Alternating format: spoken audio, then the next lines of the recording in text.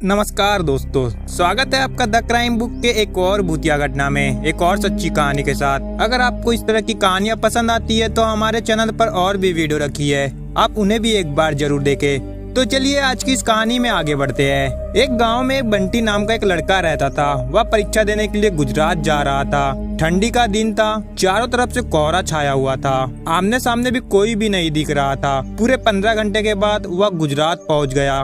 परीक्षा अगले दिन थी, इसलिए वह एक होटल में रहने के लिए सोचा।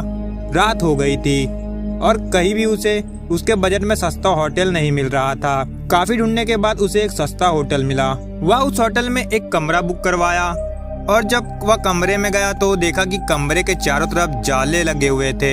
ऐसा लग रहा था कि यह कमरा काफी सालों से बंद पड़ा था और कमरे के अंदर का माहौल एकदम डरावना और सुनसान लग रहा था। लेकिन उसने यह सब नजरअंदाज कर दिया और होटल से खाना मंगवाया और खा पी कर सोने चला गया। जब वह सो रहा था तो लगभग रात के 1 बजे के करीब उसे किसी के पायल की घुंघरू की आवाज सुनाई दी। बंटी तुरंत नींद से उठ गया और जल्दी से खिड़की के पास गया, यह पता करने के लिए कि इतनी रात को किसकी पायल की आवाज सुनाई दे रही है और इस सुनसान रास्ते में कोई आधी रात को घूम रहा है, क्योंकि वो होटल में बंटी और मैनेजर के अलावा कोई भी नहीं था। तो या फिर किस औरत की पायल की आवाज सुनाई दे रही है।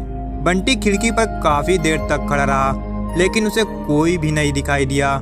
फिर उसने अपने कमरे से मैनेजर को फोन किया और उसे बताया कि मुझे इतनी रात को कब से किसी की पायल की आवाज सुनाई दे रही है, क्या आपको भी दे रही है। मैनेजर ने कहा कि सर ऐसी कोई बात नहीं है, आपको हवा से ऐसा लग रहा होगा। वैसे भी यह जंगली इलाका है, यहाँ पर तो हल्की हवा भी तूफान के जैसे लगती है। आप सो जाइए, ऐसी कोई बात नहीं है। बंटी मैनेजर की बात पर भरोसा करके फिर से सोने चले गया। कुछ देर के बाद उसे दोबारा वही पायल की आवाज पहले से ज्यादा तेज सुनाई देने लगी।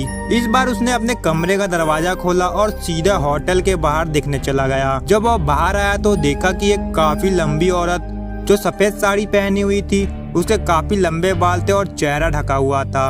वह अपने हाथ में एक नारियल लेकर के होटल के चारों तरफ चक्कर लगा रही थी। ऐसा लग रहा था कि मानो अपने पायल की आवाज से किसी को बुला रही है। बंटी दौड़कर उसके पास गया कि कौन है ये और जो इतनी रात को यहाँ घूम रही है, लेकिन वह तुरंत ही गायब हो गई और चारों तरफ कोहरा ही कोहरा फैल गया। बंटी भी थोड़ा घबरा गया, लेकिन जिस औरत को वह सामने से देखा था अब वह नहीं दिख रही थी। बंटी अपने होटल में वापस जाना चाहा, लेकिन फिर उसे दोबारा पायल की आवाज सुनाई देने लगी। बंटी अब उसे ढूंढते हुए जंगल की ओर जाने लगा। चलते चलते वह अपने होटल से इतनी दूर आ गया, उसे पता ही नहीं चला। फिर उसने उस घने जंगल में कुछ ऐसा देखा कि उसका दिल दहल गया। उसने देखा कि उस औरत ने एक पीपल के पेड़ के नीचे 5-6 लाश रखी थी और बारी बारी से एक एक को नोच नोच कर खा रही थी। उसका मुंह खून से लथपथ था और चेहरा भी एकदम डरावना था। बंटी जब ये सब देखा तो उसके पांव तले जमीन खिसक गई। यह सब नजारा देखते ही उसे डर के साथ साथ रोना भी आने लगा कि वह चुड़ैल अब मुझे भी मार देगी, क्योंकि अपने पायल की आवाज से यहाँ तक तो मुझे लेकर आई है। लेकिन उसने हिम्मत से काम लिया और हनुमान चालीसा पढ़ते हुए धीरे धीरे वहाँ से भाग गया ताकि भूत उसे देख ना ले।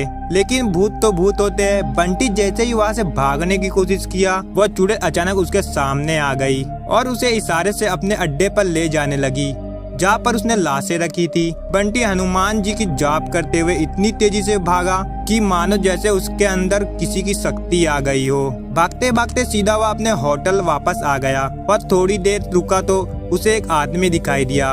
उसे देखकर ऐसा लग रहा था कि ये अच्छा आदमी है और बंटी के पास आकर बोला, अरे भाई क्या हुआ तुम्हें, इतना डरे हुए क्यों हो। बंटी ने सारा किस्सा आदमी को सुनाया तो उसने बताया कि भाई तुम बहुत किस्मत वाले हो कि आज तुम बच गए।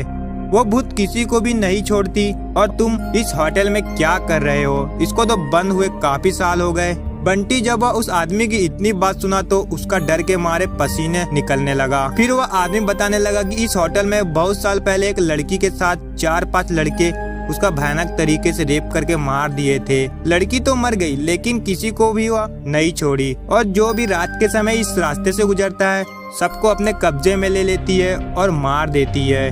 और कुछ दिन बाद इस होटल पर पुलिस का छापा पड़ा, तब से यह होटल बंद है। बंटी जब उस आदमी की पूरी बात सुना तो वह बहुत जोर जोर से रोने लगा, यह सोचकर कि आज मैं मर जाता फिर वह आदमी बंटी को चुप कराया और बोला, चलो आज रात तुम मेरे घर चलो, मेरा घर पास में ही है, डरो मत, अब मैं आ गया हूँ ना।